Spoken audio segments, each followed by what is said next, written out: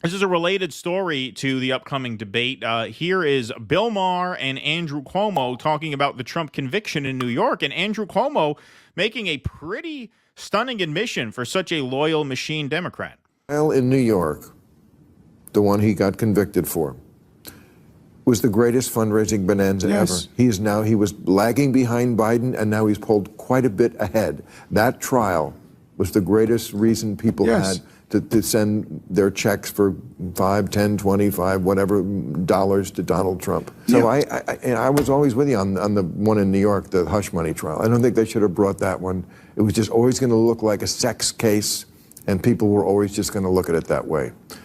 So anyway, that case, no one cares about a sex case. No one has any interest in this, and no one cares. Like, for example, if I had a sex case against me, you wouldn't care. No one would care. That's not important, right? We used to go over to the house for Ma's meatballs, and we used to talk about all the asses we grabbed. And she didn't care. Even my ma didn't care. Nobody cares. We're handsy. We're handsy people. We're Italian handsy people. Yeah. Come on, you go to the Capitol Line Museum there in Rome. They got Marcus Aurelius has his fist halfway up a girl's cooch there. What about to shake your hand? They never Irish? show that in the tourist bureau, the brochures, but it's very shocking the first time you see it. Exactly. Attorney General's case in New York, frankly, should have never been brought. And if his name was not Donald Trump, and if he wasn't running for president, I'm the former AG in New York, I'm telling you that case would have never been brought. And that's what is offensive to people. And it should be, because if there's anything left, it's belief in the justice system. There you go. And what they're saying, of course, checks out. Trump has erased Biden's edge in 2024 cash battle. Former President Donald J. Trump outraised President Biden for the second consecutive month in May, outpacing his successor by roughly $81 million in donations over the last 2 months, as he rode a surge of financial support after his felony conviction. Less than 2 months after Mr. Biden's shared operation with DNC had a roughly $100 million cash advantage over Mr. Trump and the RNC, the situation has now reversed according to the two campaigns.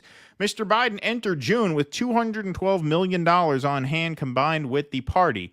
The Trump operation and the RNC had $235 million, the campaign said. Mr. Trump has narrowed the gap by bringing in a deluge of online donations after his criminal conviction in New York on May 30th. In the minutes after the verdict, guilty on 34 felony counts, contributions came in so fast that they briefly overwhelmed the Republican Party's online donation portal, WinRed. So these aren't just big donations. I mean, these aren't just donations. These are high volume, small donations, as Bill Maher was saying there, 5, 10, 20, 50 bucks at a time. The Trump campaign has said it raised $53 million online in the first 24 hours and $70 million in the first 48 hours after the verdict.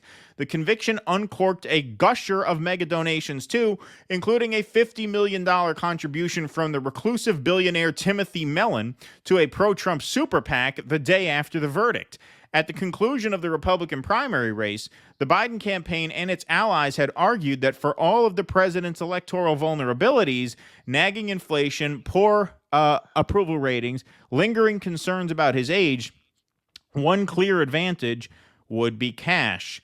Even if that edge has since evaporated, the Biden campaign says it used its early financial lead to build out a political infrastructure in battleground states that will pay dividends in November.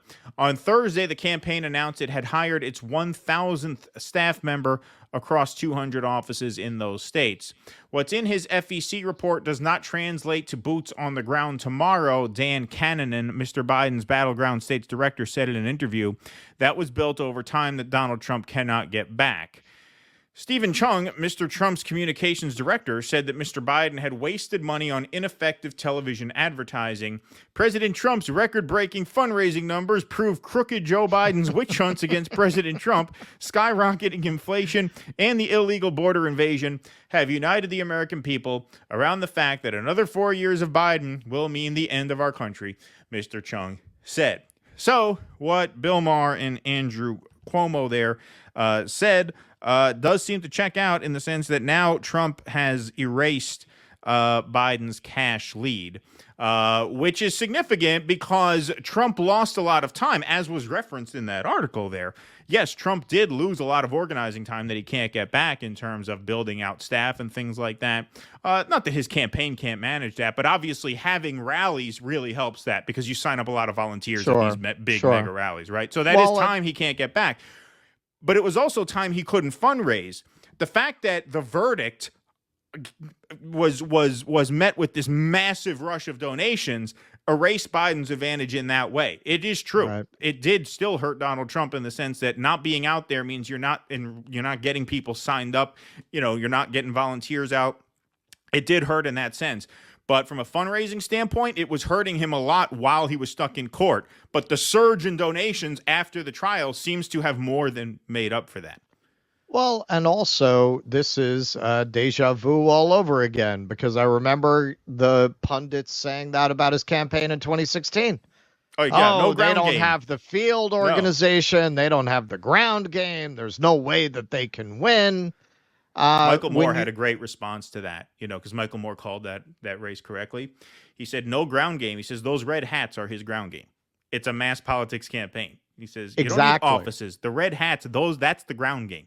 Exactly. Yeah, and he was right. And with the amount of money that he's raising, he'll be able to build that up just fine. Not to mention the fact that the focus here is, yes, you got a rush of donations, small dollar donations, but we touched on this a little bit yesterday. He did a podcast with the Silicon Valley people, and he was offering them anything they wanted in terms of HB1 visas, because that's their big priority, because they're giving him fucking millions of dollars. Mm-hmm.